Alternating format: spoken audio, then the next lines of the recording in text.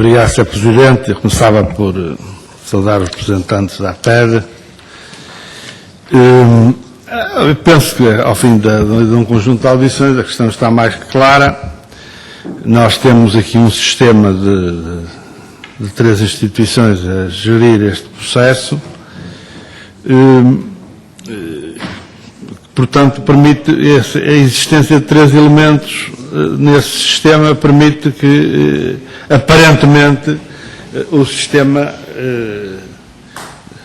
viva nos limites da sobrevivência, como praticamente aqui nos foi referido. Mas eu penso que é muito evidente, é muito fácil de verificar que tal não acontece, porque há aqui uns elementos, são os mesmos de base, que são o conjunto dos bancos. Eu já usei esta expressão aqui numa outra audição. Estamos claramente para reproduzir uma frase feita em Portugal, em que se dizia que os frades eram pobres e a ordem era rica. Aqui estamos perante um caso de ordem pobre, o conjunto do sistema, mas alguns frades são bastante ricos e bastante beneficiados por todo este conjunto, portanto, este sistema. Eu penso que isto está claro, para mim, pelo menos, está muito claro a situação. Portanto, gostaria de perceber melhor porque é que isto se mantém há longos anos nesta situação.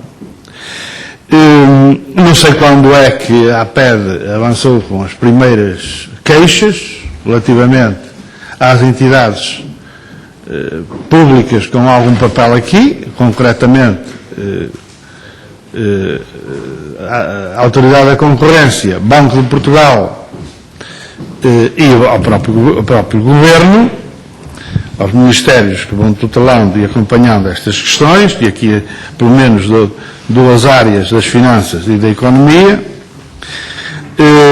Sabemos que a Aresp, por aquilo que aqui nos trouxe, fez uma queixa em 2007, em julho de 2007, e que teve o arquivamento do processo pela Autoridade da Concorrência em novembro de 2011, portanto durante 4 anos, e durante 4 anos não conseguiu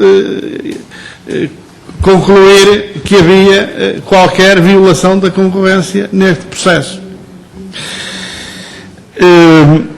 E, no fundo, a minha pergunta é muito simples. Porque é que, estando nós, como aqui referiu o Sr. Presidente, perante um caso de polícia, porque é que as polícias não atuam? Não atua o Governo, não atua a Autoridade da Concorrência, não atua o Banco de Portugal. Porquê? Por aquilo que até que nos expôs, e penso que das audições anteriores essa questão estava relativamente clara, o que é que justifica que, perante um prejuízo evidente para um conjunto de setores empresariais da economia portuguesa, e uma grande parte deles colocados no setor transacionável, não houve uma intervenção no sentido de cortar aqui rendas evidentes do setor financeiro e do setor bancário. Eu tive a oportunidade, aliás, na discussão com o Presidente da CIRS, que por acaso é o professor Vítor Bento, que fez um interessante cálculo sobre o custo dos setores, o que é que os setores não transacionáveis capturavam dos setores transacionáveis. E perguntei-lhe exatamente se ele considerava que este custo das comissões que os setores transacionáveis estavam a pagar fazia parte desse custo global que ele calculou e avaliou até em função do PIB. De uma forma muito interessante. Portanto, aqui a grande pergunta é esta. Porque é que, de facto, as polícias não atuam? Concretamente o Banco de Portugal. E a Autoridade da Concorrência, para lá dos governos. Nós até ficámos a saber que um ex-secretário de Estado conhece o problema, domina bem aqui este problema, porque é que durante anos dos dois anteriores governos não houve qualquer intervenção relativamente a uma situação que se agarra. O problema é que não se resolveu. E para mim esta é a grande questão. E eu referi aqui várias vezes o problema da iniciativa legislativa da Assembleia. É uma evidência essa possibilidade e certamente haverá intervenções.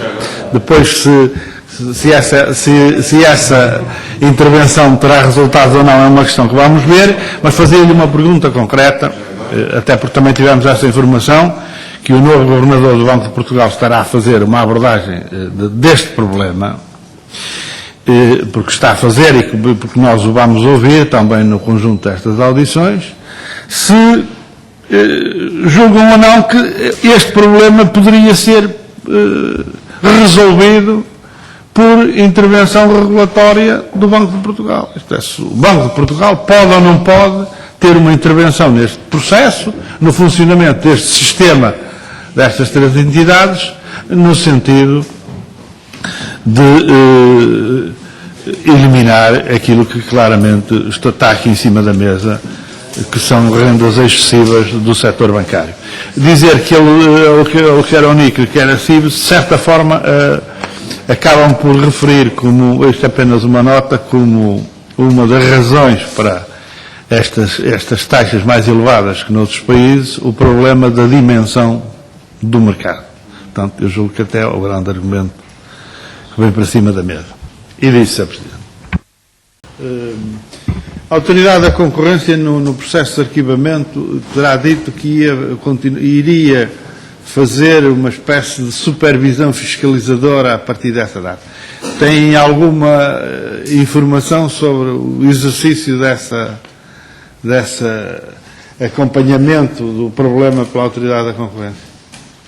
A única coisa que podemos dizer ao Sr. Deputado é que nós temos sucessivamente ido à Autoridade da Concorrência pedir para que isso aconteça. Bom.